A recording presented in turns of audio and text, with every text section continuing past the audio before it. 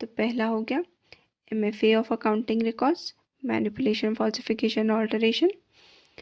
Second हो गया misrepresentation और intentional omission of significant information in financial statement.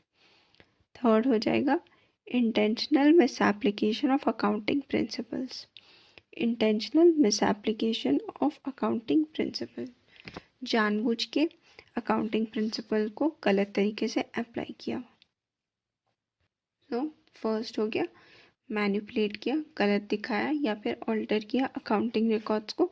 Second हो गया मिस रिप्रेजेंट किया, गलत तरीके से रिप्रेजेंट किया या फिर इंटेंशनली इसको ओमिट कर दिया सिग्निफिकेंट इंफॉर्मेशन को, या फिर इंटेंशनली गलत एप्लीकेशन किया अकाउंटिंग प्रिंसिपल्स का।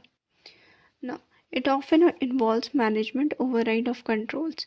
Fraud can be committed by management overriding controls using techniques such as recording fictitious journal entries to manipulate operating results.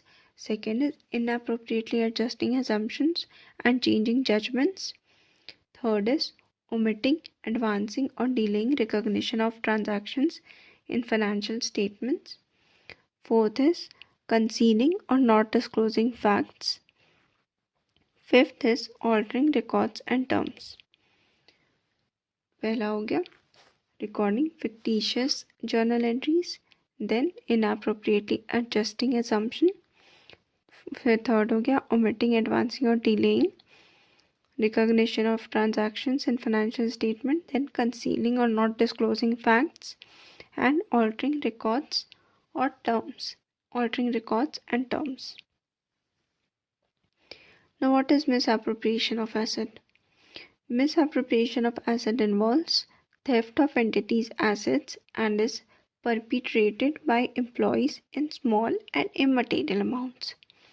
It can also involve management who are able to disguise and conceal misappropriations in ways that are difficult to detect. Misappropriation of asset हो गया छोटा छोटा चोरी जो कि immaterial amounts में होता है, जो एम्प्लॉयज़ करते हैं।